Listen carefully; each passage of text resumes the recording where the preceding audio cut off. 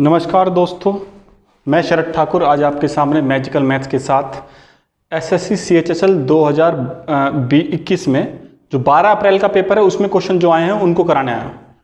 SSC CHSL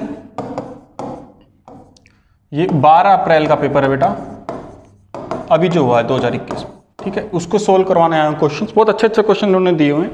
देखिए, कुछ ना करने से बेटर है कुछ करते रहे हम, क्योंकि फिर दोबारा से लॉकडाउन लग गया है तो जितनी स्टूडियो में सुविधाएं थी उतनी तो नहीं है, लेकिन हम कोशिश कर रहे हैं। मैं कोशिश कर रहा हूँ पर्सनली अपने फ़ोन से और ये स्मार्ट बोर्ड से कि आपको ज़्यादा से ज़्यादा पढ़ा सकूँ, ठीक है। तो कोऑपरेट कीजिएगा दोस्तों। विषम परिस्थितियों में ही एक इंसान की ताकत की, मानसिक और शारीरिक ताकत का टेस्ट होता है, कमिटमेंट का, ठीक है, उसकी डिटर्मिनेशन का टेस्ट होता है। तो पॉजिटिव माइंडसेट के साथ हम पढ़ाई करेंगे। तो देखते हैं पहला क्वेश्चन, पढ़िए ध्यान से। The SP of 36 kg rice is 1080। 36 kilo चावल का विक्रय मूल्य कितना है? 1080 रुपए। तो प्रॉफिट हुआ है SP ऑफ 10 kg राइस। वो पूछ रहा है find the cost price of 6 kg rice, ठीक है। तो 6 kg राइस का कॉस्ट प्राइस पूछ रहा है। 36 किलो चावल 1080 रुपए में बेचने पर एक दुकानदार को 10 किलो चावल के विक्रय मूल्य के बराबर का लाभ होता है। और बताइए कि 6 किलो चावल के क्रय मूल्य की कीमत कितनी होगी, ठीक है दोस्तों। चलिए अब मेरी बात सुनो बेटा, इस क्वेश्चन को पहले तो मैं ट्रिक से सीधा करवाता हूं। देखिए, 36 किलो चावल आपने बेच दिए, ये आपको पता है। प्रॉफिट कितने का हो रहा है? 10 किलो चावल का। कितने बेचने पर? 36 किलो चावल बेचने पर। तो ये हमने ट्रिक पढ़ी हुई है, ठीक है। तो कितना आ जाएगा? 5/26, 10/26 सॉरी। तो अगर आप इसको काटोगे कितना आएगा? 5/30। अगर एसपी के टर्म में प्रॉफिट होता है तो ऊपर प्रॉफिट अपॉन में टोटल माइनस प्रॉफिट। अगर लॉस हो रहा था तो यहाँ प्लस हो जाता, ठीक है। ये मैंने आपने पढ़ा भी होगा, आप ध्यान भी होगा। यानी 13 रुपए के सामान पर 5 रुपए का लाभ हो रहा है। तो 13 रुपए का सामान कितने का बिचेगा? 18 रुपए, बस, ठीक है दोस्तों। तो जो भी आंसर होगा कॉस्ट प्राइस वो 13 का मल्टीपल होगा। तो 13 का मल्टीपल, क्योंकि वो चाहे कितने से मल्टीप्लाई कर दे, cost price of 6 kg rice से कर देते, 16 से कर देते, 60 से करते। जब आपका रेशियो सीपी और एसपी का 13/18 है तो हर हालत में वो 13 का मल्टीपल होगा, ठीक है दोस्त। तो 13 का मल्टीपल होगा तो आंसर आ जाएगा आपका 130। एक ही ऑप्शन है 13 का मल्टीपल और कोई नहीं है, ठीक है। तो 6 किलो चावल की कीमत कितनी है?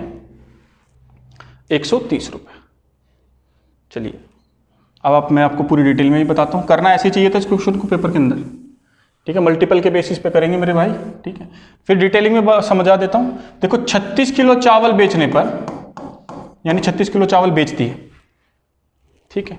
एक दुकानदार को लाभ कितने का हो रहा है? 36 किलो चावल बेच दिए तो 36 किलो चावल का क्रय मूल्य तो निकला ही निकला होगा। उसके अलावा जो भी आता है वो लाभ या हानि जो होता है, तो लाभ कितने का हो रहा है? SP of 10 kg rice. तो SP ऑफ 10 kg राइस लिख लीजिए यहाँ, ठीक है मेरे दोस्त। चलिए तो आप क्या करेंगे? अब देखो, पहले 1 किलो चावल की कीमत आप निकाल लीजिए। जब 36 किलो चावल 1080 रुपए के आ रहे हैं तो 1 किलो चावल आएंगे इतने के, 1080 अपॉन में 36। तो आप इसको सोल्व करोगे तो आ जाएगा 300 रुपये किलो, सॉरी 30 रुपये किलो। इसको काटेंगे तो आएगा 30 रुपये किलो। तो 1 किलो चावल बेचा कितने का है? 30 रुपये किलो की दर से बेचा है। तो सेलिंग प्राइस है 30 रुपये किलो, ठीक है। तो अब देखिए, 36 किलो चावल की कीमत तो हमें पता ही कितनी दे रखी है? 1080। 10 किलो चावल की कितनी हो जाएगी? जब 1 किलो चावल 300 रुपए के बिक रहे हैं तो 10 किलो चावल बिकेंगे 300 रुपए के, ठीक है दोस्त। तो यानी CP ऑफ 36, ठीक है मेरे भाई। चलिए तो अब इसको सोल्व करेंगे। CP ऑफ 36 किसके बराबर आ जाएगा? 1080 माइनस 300, वो आ जाएगा 780। ये कैलकुलेशन आपको जल्दी करनी आनी चाहिए। 108 में से 30 घटाओगे तो 78 आ जाएगा, ठीक है। अब देखो, हमें 6 की पूछी थी कीमत, 6 किलो चावल की। तो अगर मैं इसको 6 से डिवाइड कर दूं, ये 6 की कीमत आई, ये भी 36 को अगर 6 से डिवाइड कर देंगे तो 6 किलो चावल आ जाएंगे। तो इसको 6 से डिवाइड कर देते हैं, इधर भी 6 से डिवाइड कर देते हैं। तो ये तो आ जाएगा 6 किलो चावल, ये कितना आ जाएगा? 130 रुपये। 13×6 78 होता है, ठीक है दोस्त। तो ये आ जाएगा ये,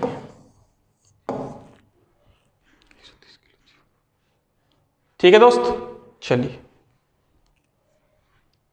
तो ये क्वेश्चन बहुत आसानी से समझ में आ गया। नहीं तो मैं इसको रेशियो के टर्म में अभी भी यहां भी बता सकता हूं, इसको आप लिख लीजिएगा। आप चाहें तो यहां पे नंबर ही लिखते रहते तो आपका रेशियो आ जाता 26/26 36, तो 26 और 36 का रेशियो आ जाता 13 18, तो CP 13 का ही मल्टीपल होना था हर हालत में। चलिए मैं हमने डिटेल में बता दिया इसको। चलिए अब तो कोई गुंजाइश रहती ही नहीं है। चलिए देखिए ये एक अलजेब्रा का क्वेश्चन आया हुआ मेरे भाई। आप मेरी अलजेब्रा की अगर प्रीवियस वीडियो देखें उसमें तो आपको समझ में आ जाएगा कितना इंपॉर्टेंट क्वेश्चन है और मैंने करवा रखा है। तो इसकी खुशी हुई क्वेश्चन को देख के, तो जिस टाइप का क्वेश्चन मैंने करा रखा है उस टाइप का एग्जाम के अंदर आया हुआ है। नहीं दिख रहा तो मैं दोबारा लिख देता हूं क्वेश्चन। क्वेश्चन की वर्डिंग ये है कि x² माइनस 6 रूट 3x किसके बराबर है +1, किसके बराबर है 0 के बराबर। तो वो पूछ रहा है x³ प्लस 1/x³ की वैल्यू पूछ रहा है। आपसे पूछी किसकी गई है, x³ प्लस 1/x³ की वैल्यू पूछी गई है। ठीक है दोस्त, तो इसकी वैल्यू पूछी गई। तो कैसे करेंगे इस क्वेश्चन को, आप देखो ये आपको तुरंत समझ में आना चाहिए। इसके लिए आपको x प्लस 1/x की वैल्यू चाहिए। तो अगर आप इसको सबको x से डिवाइड कर दो तो यहां पे आ जाएगा x minus 6 root 3 plus 1/x is equal to 0 के बराबर है। तो आप यहां से तुरंत लिख सकते हो x प्लस 1/x की वैल्यू कितनी आ जाएगी 6 रूट 3। ये आपको जल्दी करना आना चाहिए और ही। ठीक है, आगे से इतना करने की जरूरत नहीं, आपको बस ये दिखेगा यहाँ पे x का जो कोफिशिएंट है वही x प्लस 1/x की वैल्यू होगी। यहाँ प्लस है तो यहाँ प्लस ही रहेगा क्योंकि x प्लस 1/x। ठीक है, तो जो x का कोफिशिएंट होता है वही होती है x प्लस 1/x की वैल्यू। बस अगर आपको क्यूब करना है तो मेरी आप प्रीवियस वीडियो देखें तो आपको पता चलेगा इसका आप क्यूब करेंगे। अगर इसको मैं a मान लेता हूं तो x³ प्लस 1/x³ की जो वैल्यू आएगी बेटा वो आएगी a³ minus 3a। a³ minus 3 अगर मैं इसको a मान लेता हूं तो a³ माइनस 3 आप इसको सोल्व करोगे तो a³ माइनस 3a, अगर इसको a मान रहे हैं तो x³ प्लस 1/x³ की वैल्यू कितनी आएगी a³ माइनस 3a, फॉर्मूले में पुट करेंगे। ठीक है, तो इसका क्यूब करेंगे कितना आएगा 216 इंटू √3 का क्यूब करेंगे तो कितना आ जाएगा, और 3 तो बच ही जाएगा, ये a का क्यूब आया माइनस 3a तो कितना आएगा 6 रूट 3। तो ये कितना आ जाएगा 216 ये कितना होता है 648, 648 रूट 3 माइनस 18 रूट 3, तो ये हो रहा था 630 रूट 3। ठीक है, तो अब आया 630 रूट 3 आपका आंसर। ठीक है दोस्तों, आया समझ में, करना ही पड़ता क्योंकि हम इसको फिक्स जगह 6 होता 5 होता तो उसको तो हम याद कर सकते थे। अगर मेरी आप प्रीवियस वीडियो अलजेब्रा की जरूर देखिएगा। ठीक है, पिछले साल ही मैंने अप्रैल में बनाई हुई और वो क्वेश्चन अब आया हुआ है, देखो कितनी अच्छी बात है। तो हम जो सही दिशा में पढ़ाई कर रहे थे। ठीक है दोस्तों, चलिए इस पर थोड़ा सा और वर्कआउट में करवा देता हूँ, आपको नहीं समझ में आया हो तो इसका रुक के एक बार दोबारा देख लीजिएगा। मैं दोबारा बता देता हूँ बेटा, अगर आप x प्लस 1/x की वैल्यू आपको a दे रखी है, ठीक है, तो अगर आप क्यूबिंग बोथ साइड करेंगे तो यहां से आएगा a³ plus 1/b³ plus 3ab और ये कितना आएगा a प्लस b, इसकी वैल्यू a³ के बराबर आ जाएगी। ठीक है, तो अगर आप इसको सोल्व करेंगे तो x³ प्लस 1/x³ की वैल्यू कितनी आ जाएगी। अब देखो इसको, ये तो कट जाएगा, इसको मैं a लिख सकता हूँ, नहीं लिख सकता क्योंकि a के बराबर है। तो उधर जाएंगे तो ये a³ माइनस 3a आ जाएगा, ये आपको ध्यान रखना है। ठीक है दोस्तों, और यहां अगर माइनस होता तो ये प्लस हो जाता। ठीक है, इसका ध्यान रखेंगे और बहुत काम की चीज है। चलिए बेटा, ये भी CHSL अभी ये लेटेस्ट 12 अप्रैल के पेपर में आया होगा। ठीक है, तो ये 2 क्वेश्चन हमारे हो गए। धीरे धीरे करके मैं कई सारे क्वेश्चन आप लोगों को कराऊंगा। ये और आए हुए थे क्वेश्चन, अभी देख लेते हैं। हाँ, अब देखिए ये एक और क्वेश्चन आया हुआ है आपका अलजेब्रा का। ये बहुत इंपॉर्टेंट क्वेश्चन है बेटा, इस वीडियो में इस क्वेश्चन को इंपॉर्टेंट मार्क करके चलना। ये लेटेस्ट पैटर्न के ऊपर क्वेश्चन है, अब इसको सोल्व करेंगे। पहले भी इसको आपको 1 सेकंड की सोल्व करने का तरीका बताता हूं, फिर आपको डिटेल में समझाता हूं कैसे करेंगे। ठीक है, दिख रहा है शायद सबको क्लियरली। x की पावर 4 प्लस x² इसकी वैल्यू कितनी दे रखी है 117। वास्तव में 117 है ना, तो ये 13 है, तो ये आ रहा है 117 इज इक्वल टू इसके, ये 13 होता है गुना में x² माइनस 1/, ये लिख ही देता हूं। चलिए देखो, ये जो आएगा x की पावर 4 प्लस y की power 4 plus x² y² would be equal to बता देते हैं x² plus y² plus xy एक तो ये बेटा, इसके ऊपर और काफ़ी और वीडियो बनाऊंगा मैं, गुना में x square plus y square minus x y. इसकी ओरिजिन कैसे मैं समझाऊंगा आपको, बहुत आसान ओरिजिन होती है, ठीक है। बनता कैसे वो भी समझाएंगे। तो इसकी वैल्यू दे रखी है 117, इसकी कितनी आ जाएगी 13, तो ये कितना होता है 13 9 91 होता है ना, 13 9 117 बस। तो इसकी वैल्यू आ गई 109, ठीक है। तो हमारे पास इसकी वैल्यू आ गई और इसकी वैल्यू आ गई, ठीक है। अगर आप इन दोनों को जोड़ दें, अब देखना ध्यान से, मैं यहां करके दिखा देता हूं, आप इन दोनों को जोड़ के 2 से डिवाइड कर दोगे तो आपका आंसर आ जाएगा 13 + 9 अपॉन में 2 की वैल्यू कितनी हो जाएगी x square plus y square के बराबर, ठीक है। जिसको ना समझ में आए कमेंट सेक्शन में मुझसे बोलना सर कि इसको डिटेलिंग में बता दीजिए, क्योंकि आप इन दोनों को जोड़ोगे इंडिपेंडेंटली तो एक्स वाई कट जाएगा ना, तो 2 times of x square plus 2 times of y square आ जाएगा। तो कितना आ जाएगा ये 22/2 हो जाएगा ना। तो 22/2 किसके बराबर होता है 11 के। तो ऑप्शन में 11 है क्या, ये रहा 11 आपका आंसर, ठीक है दोस्तों। चलिए ठीक है, इसके ऊपर डिटेलिंग में भी वीडियो बनाएंगे। चलिए आगे बढ़ते हैं, ये भी एग्जाम का क्वेश्चन है, मैं अभी एग्जाम के क्वेश्चन आपको करा रहा हूं। चलिए देखते हैं ये क्वेश्चन जो आया हुआ है, ये तो बहुत आसान क्वेश्चन है, कुछ तो वाकई बड़े आसान क्वेश्चन आया। देखो इसका आंसर भी शायद टिक करा हुआ है इसमें। चलिए आपको फॉर्मूला पता होना चाहिए, क्वेश्चन बड़ा आसान है।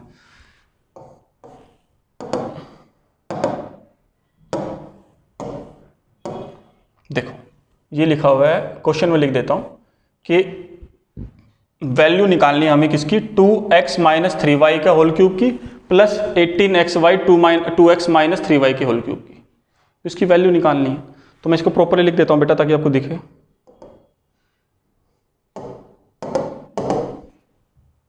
चलिए मैं इसको यहां प्रॉपरली लिख देता हूं, यहां लिखा हुआ है क्वेश्चन। देखो क्वेश्चन लिखा हुआ है कि 2x माइनस 3y का होल क्यूब प्लस 18xy पूछा गया है 2x माइनस 3y, इसकी वैल्यू आपसे पूछी गई। तो आप बिल्कुल आप देखो इसको पैटर्न देखोगे ना, आपको एक फॉर्मूला पता होना चाहिए, उससे क्वेश्चन आराम से हो जाएगा। a प्लस बी का अगर आप होल क्यूब करते हो, ठीक है, ये माइनस का है एक्चुअली, यहाँ माइनस का है तो मैं माइनस वाला लिखता हूँ, हाँ। तो ऐसे भी लिख सकता हूँ इसको, a cube minus b cube का सीधा फॉर्मूला लिख रहा हूँ, वो होता है a माइनस बी का होल क्यूब प्लस में 3ab और a माइनस बी, ठीक है दोस्तों। ये सीधा पैटर्न पे क्वेश्चन आया हुआ है। तो आप देखो ध्यान से, आप कंपेयर आराम से कर सकते हो, उसको नहीं कर सकते, इतना मैं मान के चल रहा हूँ। जब आप CHSL की तैयारी कर रहे हो तो ये फॉर्मूले आपको पता होंगे, ठीक है। अब इसका फॉर्मूले से ना मैंने इसको इधर उधर करके किया हुआ है और कुछ नहीं। तो आप इसने पूछा कि वैल्यू किसकी होगी, तो इसकी वैल्यू आ जाएगी ये। तो आपके अकॉर्डिंगली ए की वैल्यू कितनी आ जाएगी 2x और बी की वैल्यू कितनी आ जाएगी भैया 3y, ठीक है। इनका इंडिविजुअल इसको क्यूब कर दीजिए तो आंसर आएगा 8 क्यूब कर दीजिए तो 8x cube minus 27y cube, आपका आंसर आ जाएगा। तो आंसर आ जाएगा 8x cube minus 27y cube, minus वाला आएगा, याद रखिएगा, ठीक है दोस्तों। अभी देखिए मैं क्वेश्चन कर रहा हूं, इनकी पूरी ओरिजिन आपको समझाऊंगा धीरे धीरे, पूरे हफ्ते वीडियो बनाऊंगा, रोज 2-2 वीडियो बनाऊंगा आपके लिए। प्रीवियस इस अभी जो पेपर हुए CHSL के, उसको ही डिकोड करेंगे आराम से बैठ के, ठीक है। तो कमेंट बॉक्स में लिखिएगा नहीं समझ में आया तो, ठीक। तो बनाता रहूंगा इनके ऊपर वीडियो में रोज।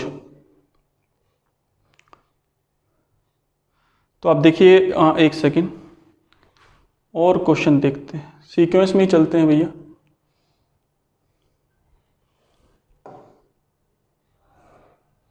चलिए ये मैंने क्वेश्चन अभी वीडियो बना रहा था, वो कुछ गड़बड़ आ गई तो मैंने इसको दोबारा बनाया था। चलिए, तो जो बच्चे मुझसे पढ़े हुए हैं, उन्होंने पढ़ाई की है, तो ये कितना क्वेश्चन आसान क्वेश्चन है, पढ़िए इस क्वेश्चन को। देखिए I is the in centre of the triangle, I in centre है, I is the in centre of the triangle. अब इन सेंटर जिसको नहीं पता वो डाउट में रहेगा। अभी देखो इन सेंटर समझाता हूं मैं आपको, पहले इन सेंटर समझाते हैं फिर क्वेश्चन पे आते हैं।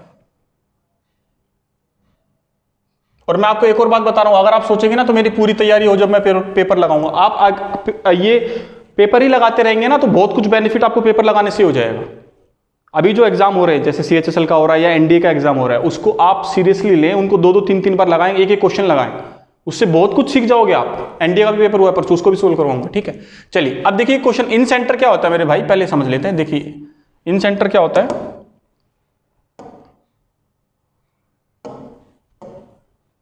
देखो मान लीजिए कि ट्रायंगल है, इन सेंटर बनता है एंगल बाइसेक्टर के, इसके एंगल बाइसेक्टर, इसके एंगल बाइसेक्टर, इसके एंगल बाइसेक्टर, तो ये पॉइंट होता है इन सेंटर। इसकी खासियत ये होती है कि इसकी सभी इन भुजाओं से दूरी बराबर होती है, तो अंदर एक सर्कल बना लेता है ये। इन सेंटर की खासियत तो ये होती है, ठीक है। दूसरी इन सेंटर की खासियत ये होती है, अंदर सर्कल बना लेता है, इन सेंटर इसलिए बोलते हैं, ठीक है। हाँ, दूसरी इसकी खासियत क्या होती है वो अब और बता देता हूं आपको, कि यहां पे अगर ये जो मीटिंग पॉइंट बनेगा ये वाला, चलिए ये जो मीटिंग पॉइंट बन रहा है यहाँ पे, ये एंगल बाइसेक्टर के थ्रू बन रहा है, मतलब ये एंगल बाइसेक्टर है, ठीक है, तो ये एंगल बराबर होंगे। तो ये जो मीटिंग पॉइंट बनता है यहाँ से ही बनता है, ये यहाँ पे पॉइंट करेगा, इसको इन सेंटर बोलते हैं। तो ये जो एंगल होगा मेरे भाई, अगर ये एंगल मैंने थीटा मान लिया, तो ये एंगल होगा थीटा अपॉन 2 प्लस 90 डिग्री, बस ये ध्यान रखिएगा, ठीक है। तो इस क्वेश्चन में दिया क्या गया है आपसे, अब पढ़ते हैं क्वेश्चन को, कि I is the in centre of triangle PQR। तो PQR एक ट्रायंगल है, I इसका इन सेंटर है, और ये QIR ये वाला एंगल आपका दिया गया है, जिसको मैंने लिखा हुआ है थीटा अपॉन 2 प्लस 90 डिग्री। इसकी वैल्यू आपको दी गई है, इसकी वैल्यू दी गई है हमें 107 डिग्री, बस। तो हमें ये वाला एंगल पता लगाना है। तो पहले इसमें से 90 घटा दीजिए, कितना आ जाएगा 17, 17 का दुगना आंसर हो जाएगा, क्योंकि थीटा अपॉन 2 है ना, तो थीटा की वैल्यू कितनी आ जाएगी, इसको सोल्व करेंगे, ये आएगा 17, 17 को 2 से मल्टीप्लाई कर दीजिए, तो आपका आंसर आ जाएगा 34 डिग्री, ठीक है दोस्त। तो आंसर आ जाएगा 34 डिग्री।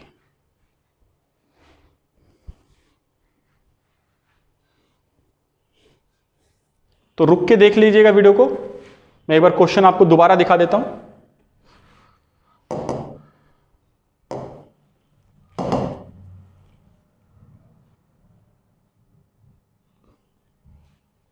ठीक है, क्वेश्चन पढ़ लीजिए।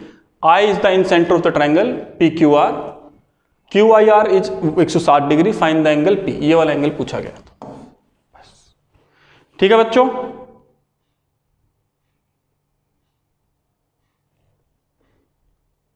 चलिए देखो ये भी एक क्वेश्चन आया हुआ है, external angle of polygon is 60 degree, तो देन द पॉलीगन इज, तो ठीक है आप आंसर पेपर मत कीजिए, तो टिक जो कर रखा है वो नहीं, क्योंकि मैंने सीधा स्क्रीनशॉट लिया हुआ उस क्वेश्चन का जो आए हुए हैं। तो इफ लिखा हुआ है, if the external angle of a polygon is 60 degree then the polygon is, तो आपको एक सीधे तरीके से क्वेश्चन को हो सकता है, देखो external angle, sum of external angle of a polygon is always 360 degree, किसी भी बहुभुज के बाहरी कोणों का जोड़ हमेशा 360 डिग्री रहेगा, ये बात गांठ बांध लेना भैया,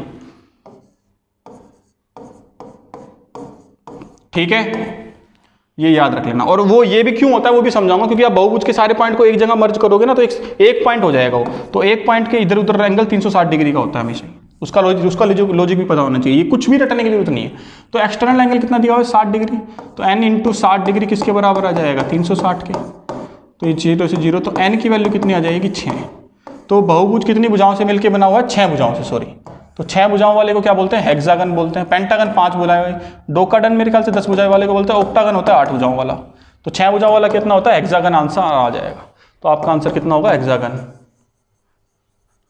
ठीक है बच्चों, आया। ये क्वेश्चन तो ऐसा है कि सीजीएल में भी आता है, डीएसएसबी में भी आता है, पॉलीगन पे, एक रोम्बस पे, पॉलीगन पे और रोम्बस पे हमेशा क्वेश्चन आता है। ये प्यार है एसएससी का, एंट्रेंस एग्जाम का, मान लो आप, खाली एसएससी का ही नहीं। देखो अभी मैं आपको एक क्वेश्चन और करा देता हूं, आपको ये वाला हो गया, एक रोम्बस का क्वेश्चन और कराते हैं। हाँ देखो आए ना रोम्बस का क्वेश्चन, फिर अगली बाकी क्वेश्चन अगली वीडियो में कराएंगे, क्योंकि मैंने रोम्बस का जिक्र किया, मैंने बोला ना रोम्बस का क्वेश्चन पक्का आएगा, देखिए आया हुआ है। In a rhombus the length of diagonal is 6√3 and the length of other diagonal is equal to the side of rhombus, then find the area of rhombus। तो एरिया ऑफ रोम्बस पूछ रहा है, ठीक है दोस्तों। देखो एरिया ऑफ किसी भी क्वाड्रिलेटरल का एरिया का फॉर्मूला पता क्या होता है, हाफ d1 इंटू d2, उनके बीच का एंगल साइन थीटा, किसी भी क्वाड्रिलेटरल का एरिया का फॉर्मूला होता है half d1 into d2 into sine theta. ये साइन थीटा का एंगल जिस पर डायगोनल काट रहे हैं। तो रोम्बस में एक बात गांठ बांध लेना बेटा, रोम्बस वो क्वाड्रिलेटरल होता है जिसमें डायगोनल 90 डिग्री पे काट रहे हैं, ठीक है। और मैं आपको और जनरलाइज करके बताऊं, जिस भी क्वाड्रिलेटरल में सारी भुजाएं बराबर होंगी, चाहे वो स्क्वायर हो या रोम्बस में, दो ही तो बराबर होती हैं, उसमें डायगोनल हमेशा 90 डिग्री पे काटेंगे। ये किसी किताब में नहीं लिखा, मिलेगा आपको, इसको आप लिख लीजिएगा। किसी भी क्वाड्रिलेटरल में, किसी भी चतुर्भुज में अगर चारों भुजाएं बराबर हैं तो उसके डायगोनल 90 डिग्री पे काटेंगे। सिर्फ दो में होते हैं, एक स्क्वायर और रोम्बस में, ठीक है। तो डायगोनल 90 डिग्री पे काट रहे हैं, ठीक है। चलिए, एक तो बात ये होगी। तो अभी देखते हैं क्या होगा। तो देखो, ये मैंने रोम्बस बनाया, तो अब उसने दिया हुआ है कि if length of one diagonal is 6√3, तो 6√3 एक डायगोनल है। तो मैं अलग कलर से लिखता हूं इसको ताकि आपको दिख जाए। चलो हम इसको लिख देते हैं एक ब्लू कलर से, ठीक है बेटा। तो देखो, ये जो पूरा डायगोनल, मान लीजिए मैंने ये वाला जो पूरा डायगोनल है 6√3 है, d1 की वैल्यू कितनी दे दी, 6√3। तो diagonal in all the parallelogram will are diagonal in parallelogram bisect each other, हमेशा ही करेंगे। तो ये आ जाएगा 3√3 और एक भुजा बराबर दे रखी है, तो ये भुजा आ जाएगी, ये a है और ये पूरी भुजा a, दूसरा डायगोनल इसने d2 दे रखा है, a ही दे रखा है साइड के बराबर, तो ये हो जाएगा a/2। मैंने क्यों लिया, क्योंकि 90 डिग्री पे काटेंगे, ठीक है दोस्त। तो ये 90 डिग्री पे काटेंगे।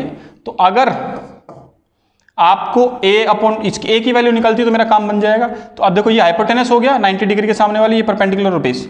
तो मैं ये बोल सकता हूं कि a² minus a²/4 is equal to 27 के बराबर हो जाएगा। इतनी कैलकुलेशन आप माइंड में कर सकते हो। तो ये आएगा 3a²/4, किसके बराबर आ जाएगा, 27 के, ठीक है। तो ये आ जाएगा 9। तो a की वैल्यू आ जाएगी मेरे दोस्त 6, a की वैल्यू 6 आ जाएगी। तो बहुत प्यार से हो जाएगा, 6 आ गई, a की वैल्यू 6 आ गई। तो ये आपका पूरा कितना हो जाएगा डायगोनल, 6। तो एक डायगोनल, ये a की वैल्यू 6 आ गई, तो बस हो गया क्वेश्चन। तो हाफ 6√3 गुना में 6, ये आपका आंसर हो जाएगा। तो ये हो जाएगा 3, 6×3 18√3 आपका आंसर। तो आपका आंसर आ जाएगा 18√3, ठीक है।